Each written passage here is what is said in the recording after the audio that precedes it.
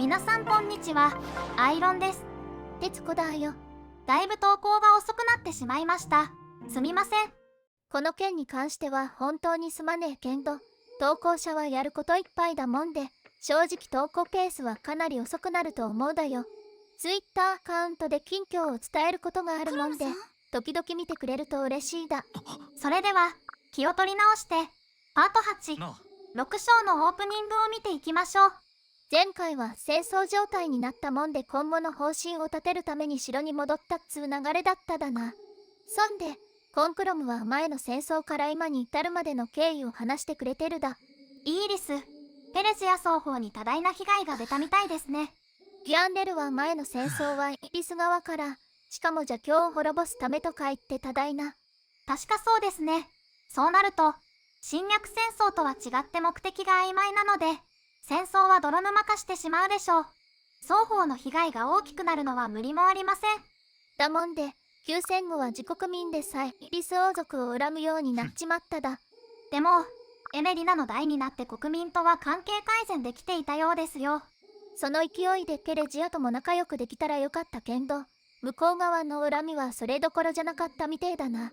戦争は人命も信頼も失わせるから悲しいものですね。そんでも戦争をするのが我々だに。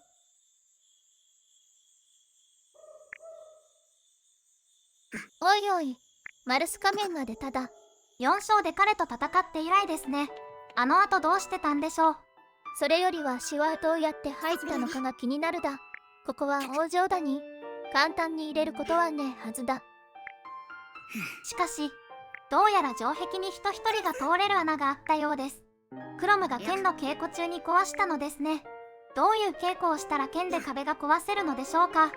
通常必殺の最大ため攻撃でもしたんじゃないだかいな。マルス仮面はエメリナが大変な目に遭うのを知ってるだな。彼は自らを未来を知る者と称しています。こういう人物は大抵未来から来た場合が多いですよね。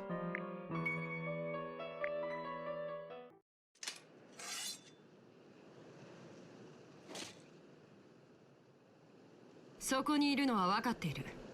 出てくるんだ。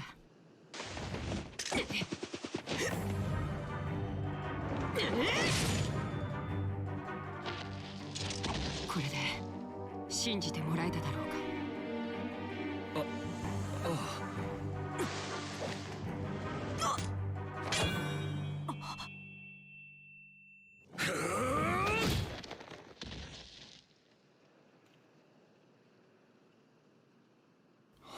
女だったのか。バレてしまった以上、男性の演技を続ける必要もありませんね。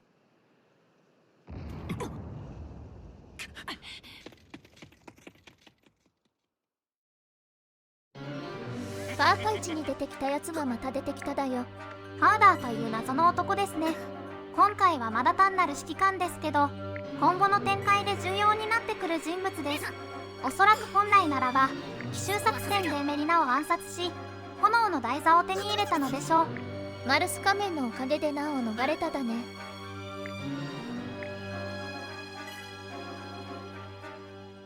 こいつルフレと何らかの関わりがありそうだな。そんでもってファルシオンまで変になるだか。情報量が多すぎるだ。もしかしたらここでシナリオ面の何らかの変更があったのかもしれないですね。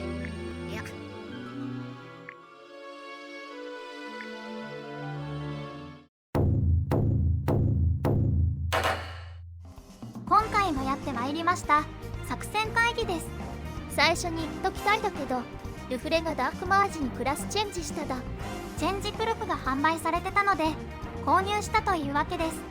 基本的に準備画面は映さないので告知しておきました。さて、今回のマップだけんどもこのような構成です。矢印に示したように中立軍としてマルス仮面とエメリナがいます。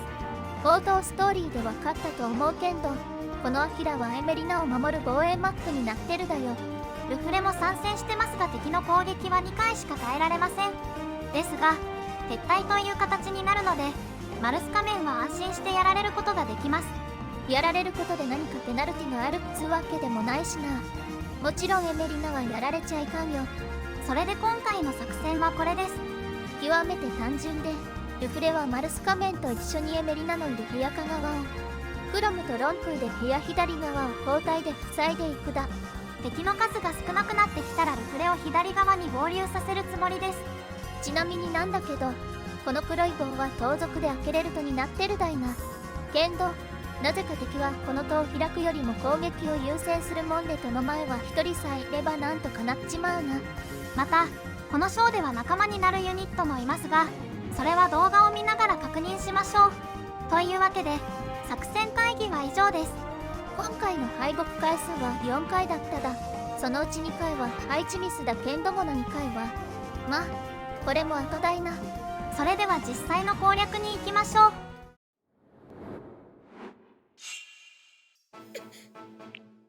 最初はいつものダブルの時間です。今回もルフレはカラムと組ませて守備強化、ロンクはベイクと組ませて攻撃強化、クロムはフレデリクと組ませて攻守の強化をするだ。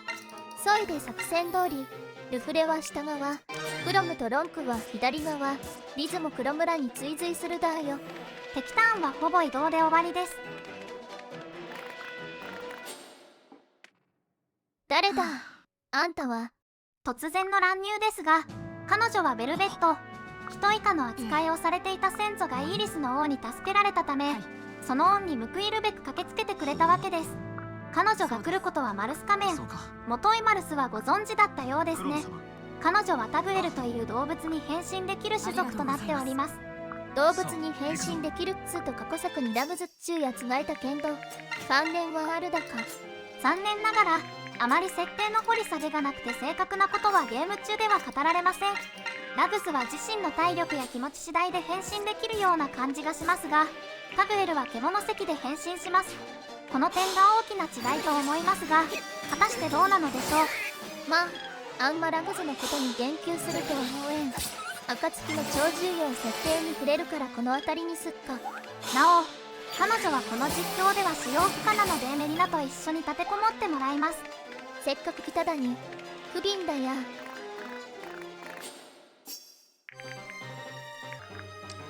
ところでこのマークされた盗賊は冒頭にちょっと出ただね。この方は明らかいし、ファーダーが出たところで作戦を知らされていなかった人物です。こういう人は大抵仲間になるので仲間にしたいのですが、下側に来る時があるんです。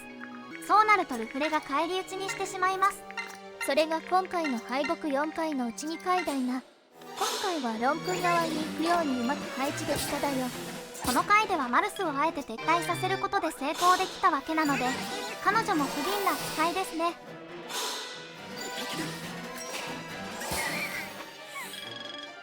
レベルアップ。パート4以来の成長ですが、両成長で良かったです。これぞエースユニットだに。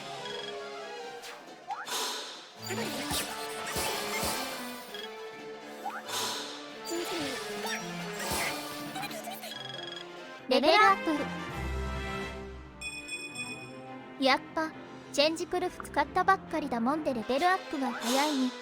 今回も守備強化なのでいい成長です。さて、正直なところ本性は作戦は先に述べた通りで動きがほとんどないんですよね。敵が勝手に来てくれるもんで HP 管理さえすれば攻略できちまうもんね。なので大胆なカット制作を投じます。カット。例の盗賊が来ただね。クロムでは成長次第で倒してしまいかねないので、ここはロンクーで蹴るのが安定します。おまけにロンクーなら回避も高いもんで回避盾になるのも魅力だら。カット。レベルアップ。なんだいね、やけにルフレだけ両成長多くねえか。私たち成長率を知らないのではっきりとは知らないんですが、ルフレは成長率がよく設定されているんですかね。いい成長してくれる分には問題はねえけどな。レベルアップ。今回も両成長で耐久強化ですね。ただそろそろ魔力が恋しくなってくるだな。このターンで盗賊のガヤを仲間にします。彼はクロムでのみ説得が可能です。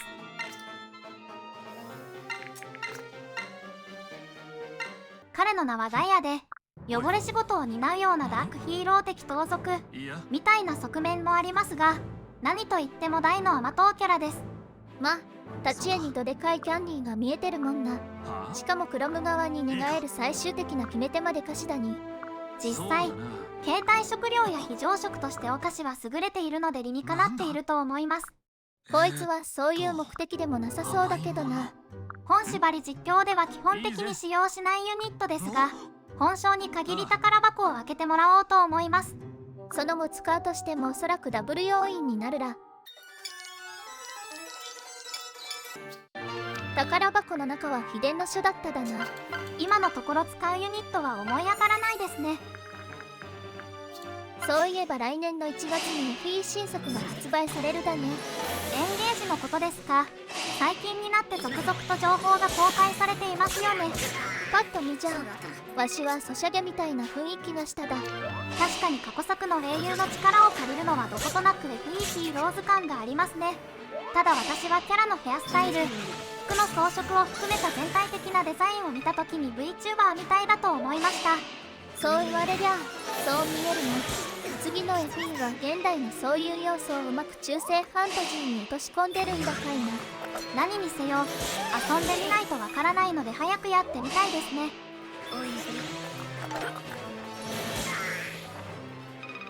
レベルアップ。魔力が恋しいと言ったばかりに魔力が上がっただ。今回のルフレはやべえな。じゃまた例の制作やるだ。パッと。このターンではルフレ側にもほとんど敵がいないのでクロム、ロン空側に合流させます。正直以降の操作は攻撃と回復しかないだよ。本当、このアキラは最初の配置さえ決まれば操作することがないんですね。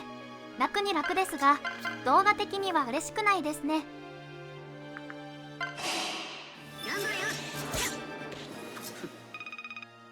レベルアップ。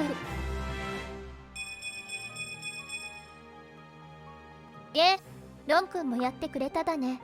こりゃよかったよかった。あれだけルフレのレベルアップと成長を見てたのならロンクーも黙ってはいられなかったのでしょうね。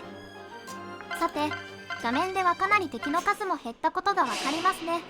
もともと24人だった敵も今や4分の1の6人になってるだ。ここまで来ればクリアできたもんだろ。本性もルフレがやはりクリアの鍵ですね。FE は高難易度ほど圧倒的に強いユニットを1人育成するとクリアしやすいです。この実況でもまさにそれを体現していると思いました。レベルアップ。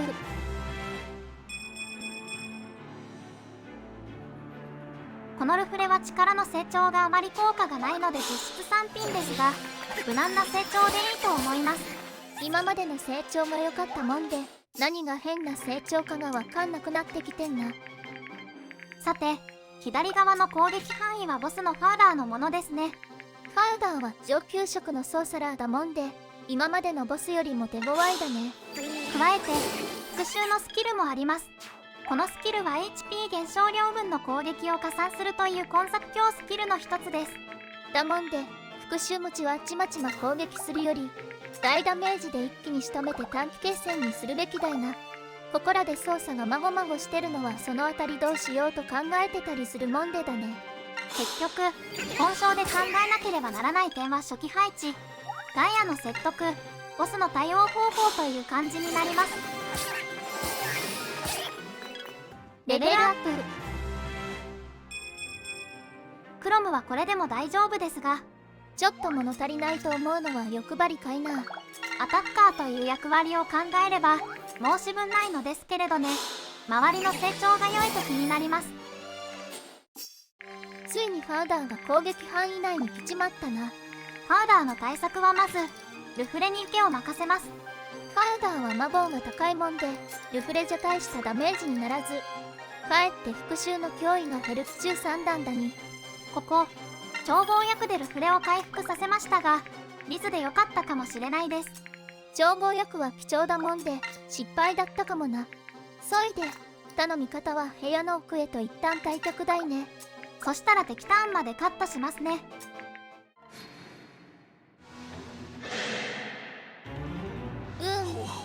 こいつが。ルフレのことは知ってるらしいですが、お互い面識はなさそうですよね。わざわざ教えてやるっていうのが不可解だもんな。あんりゃ復讐が出ただ。しかしパウダーにダメージはないので効果はないです。復讐の発動率が技 ×2% というのが強スキルの一因であると思うだいな。そしたら誰で攻撃をするのかというのが問題です。クロムとロンクーでは必殺が出ない限り復讐でやられるリスクがあります。逆に必殺が出ればいいだな。そうです。ですからキルソードとロンクーの出番になります。またしても運ゲーになるだか。後から振り返ればルフレで削ってとどめはクロムというのもできましたが、こちらでもルフレが復讐でやられる可能性はありました。運ゲーになるのは変わりないです。安定した攻略がしたいけんど FU はそういうゲームだと諦めるしかないかもな。人生諦めが肝心ですよ。その言葉本当にやってるだか。やはりロンクーは決めてくれますね。必殺が出る確率は 0.64 だもんで偶然じゃなくてほぼ必然だと思うだよ。何か聞いたことあるフレーズですね。それレベルアップ。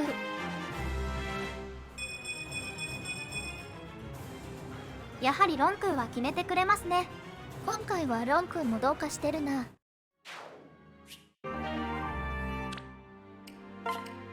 最後はこのダークマージを倒して終わりだいね。倒すところまでカットしましょうか。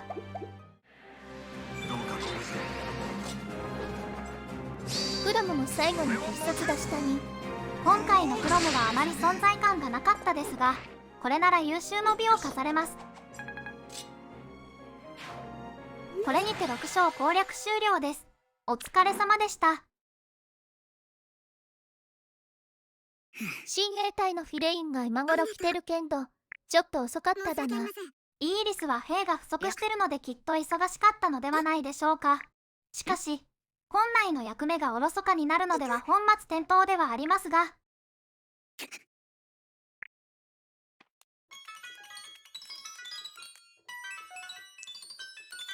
マルスは仕事が終わったもんで帰るんだかいな。人手不足の今、できればイーリスにとどまってくれた方が嬉しいのですが、設定的にあまり関わらない方がいいのでしょう。まあ不測の事態だけはなんとかなったもんで、そこは本当に助かっただな。マルスがいない場合はどういう展開になっていたんでしょうね。その展開の世界線もスンデプレイの我々にとっては気になります。そのあたり公式からの回答はあったっけな。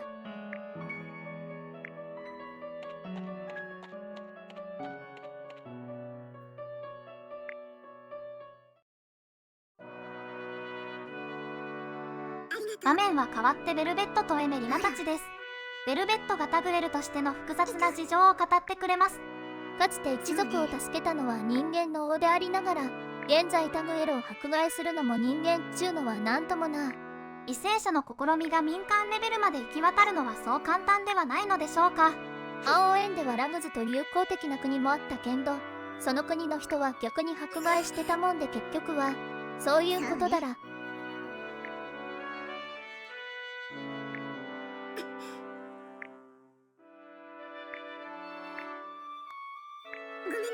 はい、エメリナが人間を代表してタグエルに謝罪しただか。すんなりと進んでますが、このことは歴史的な偉業ですよ。本当にエメリナ様は心優しい人なんですね。イーリスの人々がエメリナを慕う理由がよくわかるだよ。ありがとう。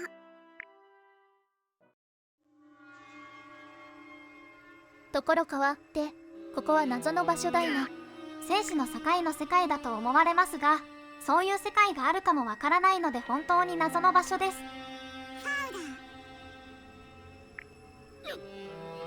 神は言ってるだ。ここで死ぬ定めではないと。本当に言っているので間違いではないです。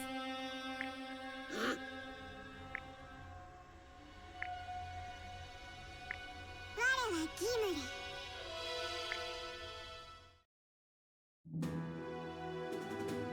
またもや場面変わりまして、エメリナとの今後の相談です。まず暗殺しようとした奴らがペレジアの州であることの確認だに。描写はされてないけんど、ひょっとして執事がわかんねえような装いだったかもしれんな。クロムはフェリアに亡命することを提案しますが、エメリナは拒否します。そんなことしたらみんなから反感買うことを分かってるのはさすがエメリナだに。そういうことですが、せめてもの対策として外国に知られてない離宮に隠れることになりました。離宮までは途中までフェリアへの道と共通なので、クロムらもそこまで同行するようです。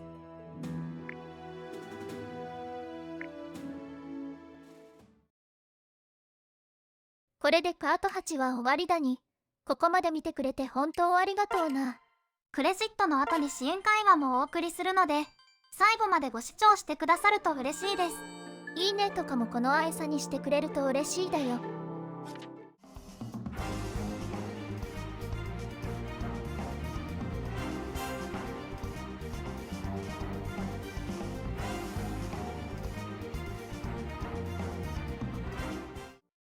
はじめはルフレとカラムの支援 B からだに。 C では知らぬ間にお茶を置いていく幽霊がいるという話から始まり、それがカラムの仕業だったと分かりました。ここまで気づかれないと影が薄いの旅を越してる感があるだよ。今回もカラムがルフレにお茶を差し入れするところから始まりましたね。そいでルフレもカラムの影の薄さを実感したっちゅうわけだな。声をかけてもそれがまた幽霊みたいになるってのは悲しいな。体も装備も大きくて目立ちそうなのにどうしてなのでしょう。いっそ盗賊やアサシンのような影の役職の方が向いていそうです。幸いチェンジプルフで盗賊になれるもんで、縛りがなきゃ変えてみてもいいだ。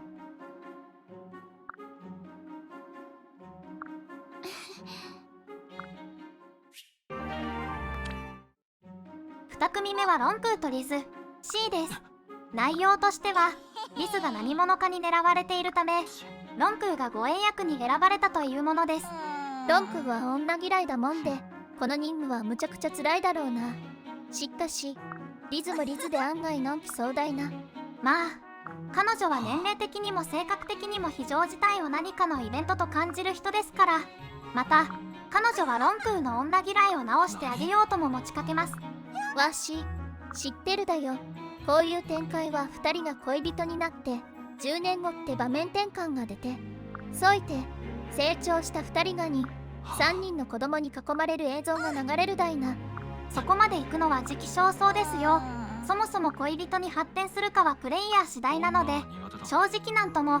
でも誰と誰とが支援 S になるかは楽しみですね。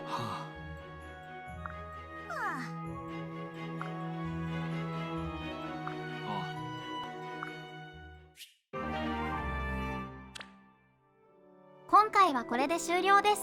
最後までご視聴ありがとうございました。チャンネル登録やフォローとかもよろしくだよ。それじゃまた次回。